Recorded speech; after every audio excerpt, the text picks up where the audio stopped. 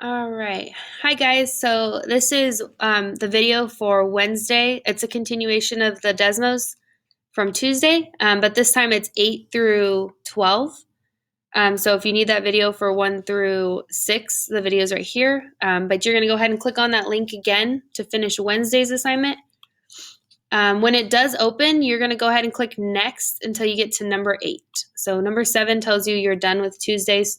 We're going to start here on Wednesday. And we're going to go ahead and click Next until we get to number 8. So this is what we did in class today. Our learning target was to use tape diagrams to put some relationships in a table.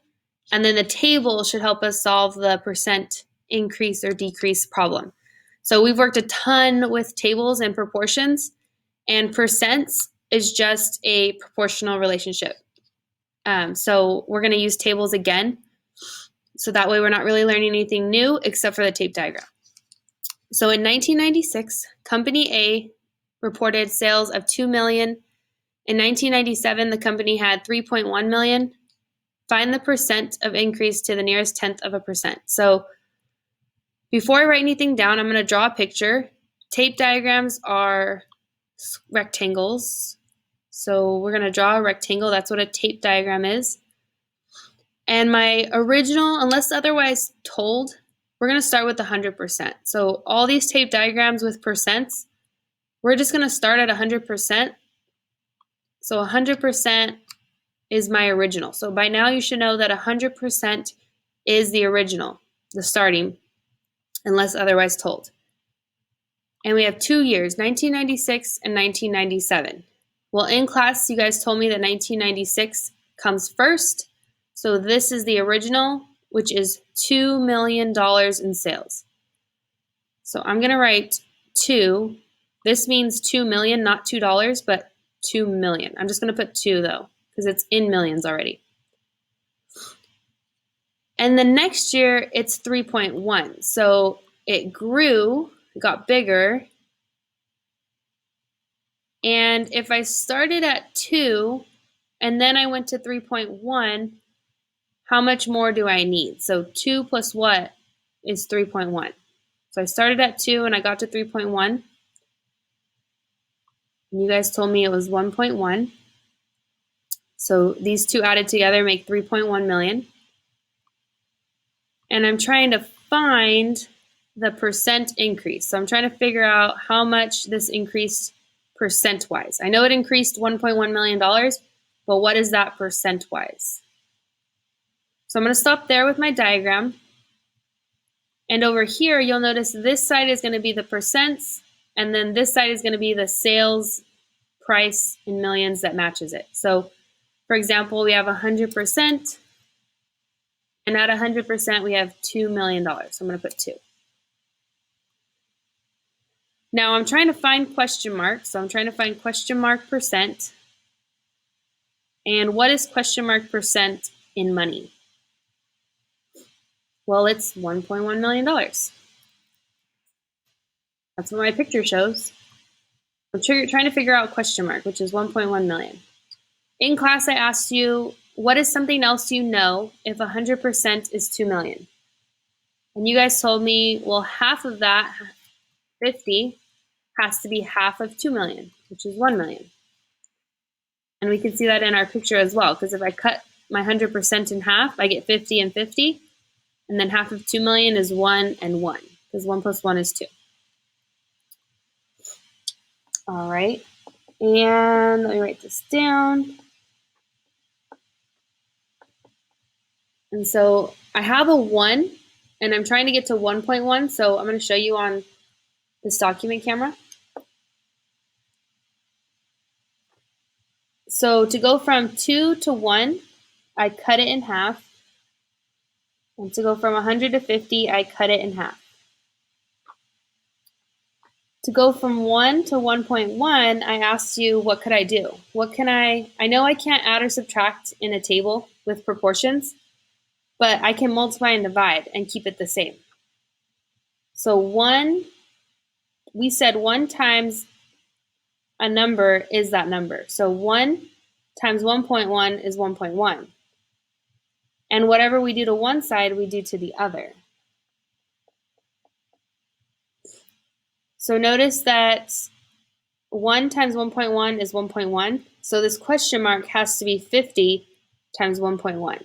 So 50 times 1.1 will actually give me my question mark. So go ahead and pause if you need to.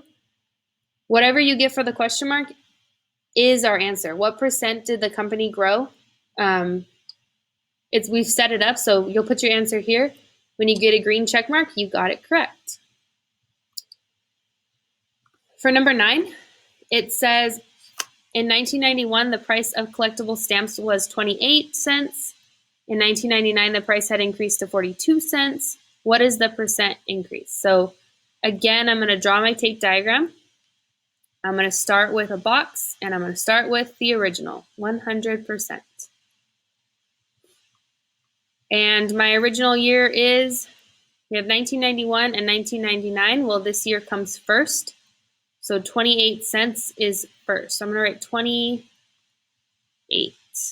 So the first year, the original, is 28 cents per stamp. I'm just going to put 28 because it's already in cents.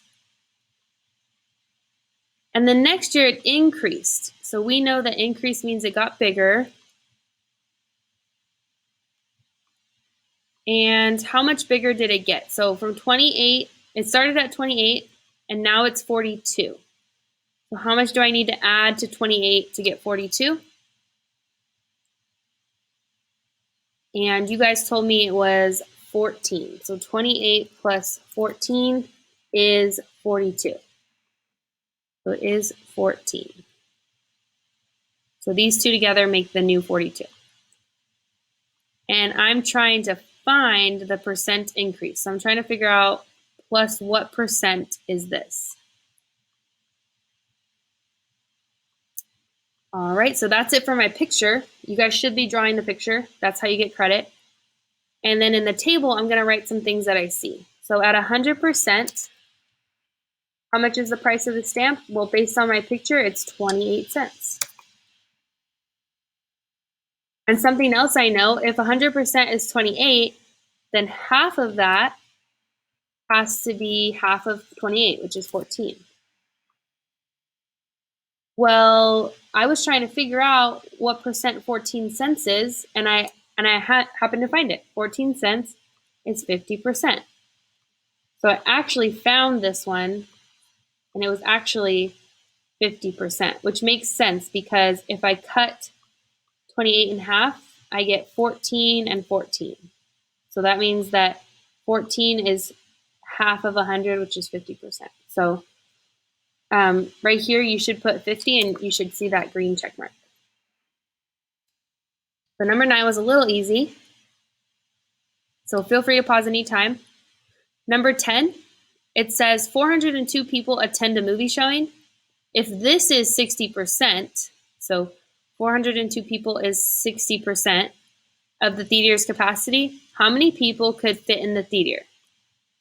So again, I'm going to draw a rectangle, 100%. This time they gave me 60%. So they gave me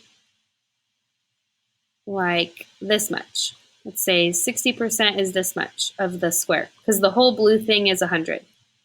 So let's say this much is 60, and that's 402 people. So I'm going to put 402 people. Well, I want to know how many fit in the theater. So I don't want to be over 100. I don't want to be under 100. I want to be just right. So I'm trying to figure out how many people is this whole thing. I know this piece is 402, so I'm trying to figure out this piece.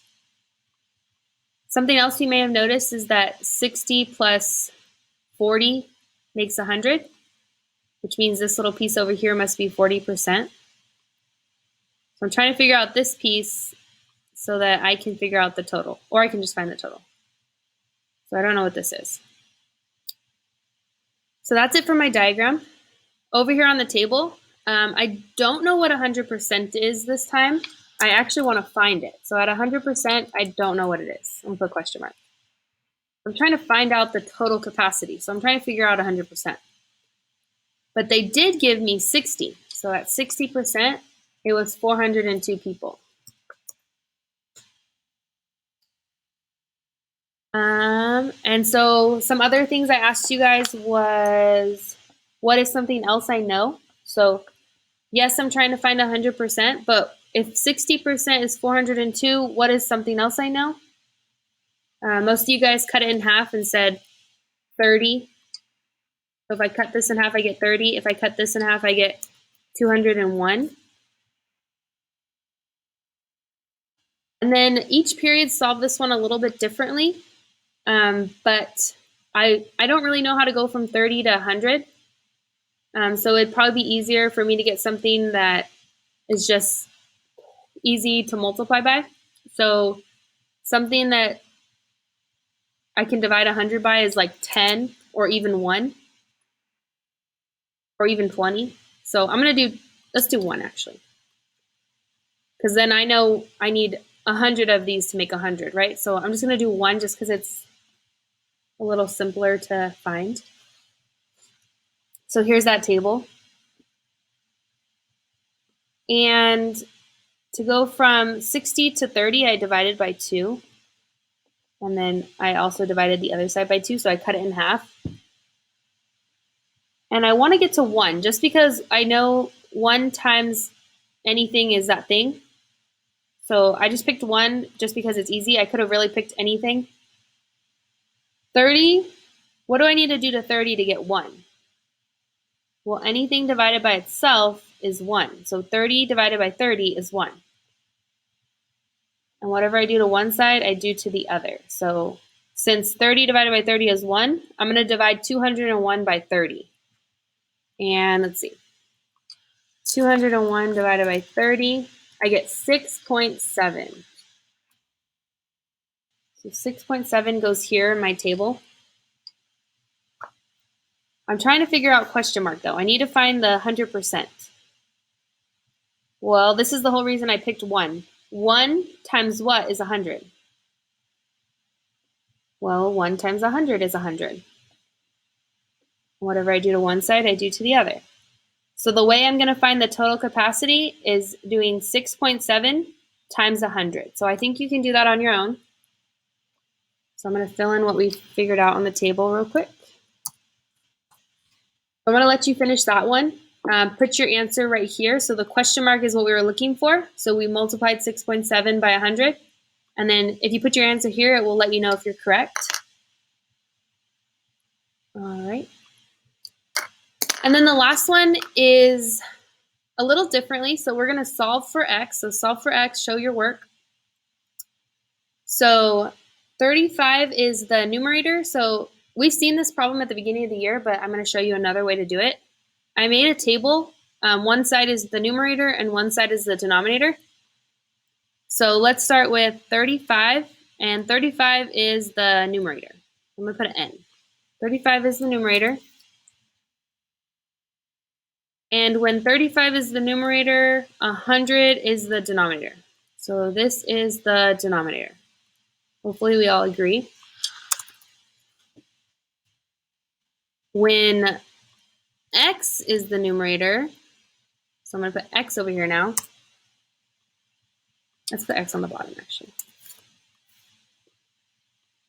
The denominator is 80. So I'm going to put 80 on this side.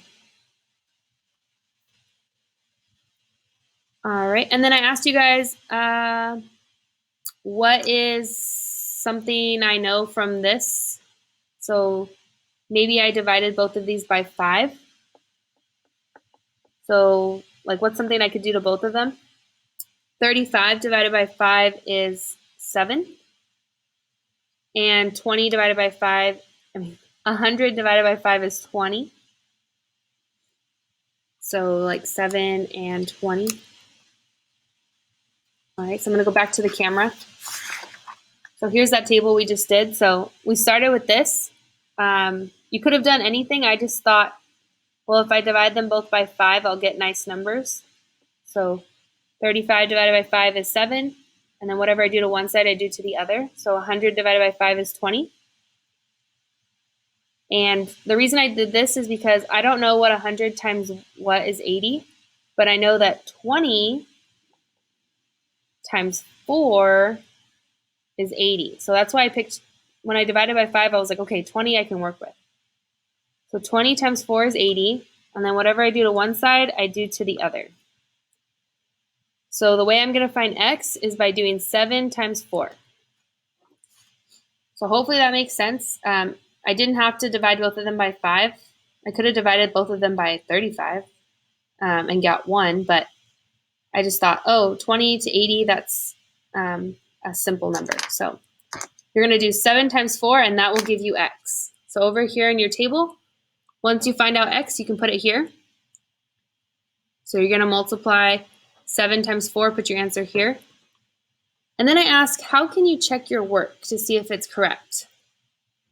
Well, 35 divided by 100 is 0.35. So your answer, x, whatever you get for x, divided by 80 should be the same, which is 0.35. So that's one way you could check. 35 divided by 100 is 0.35. And it says that they equal each other. It says equal, which means whatever you get for x divided by 80 should also be the same. So that's one way that you could check it. There's lots of different ways you could answer this. For the last one, it says, lesson wrap up, drag the point to show how today went. So how well did you understand the math today? Thumbs up, thumbs down. And then how did you feel about learning math today? So thumbs up, thumbs down. So let me know. If you'd like to say more, you can put it here. If not, you're done. Don't forget to go back to Google Classroom and mark it as done to let me know it's ready to be graded. Have a great rest of your Wednesday, and I'll see you guys tomorrow.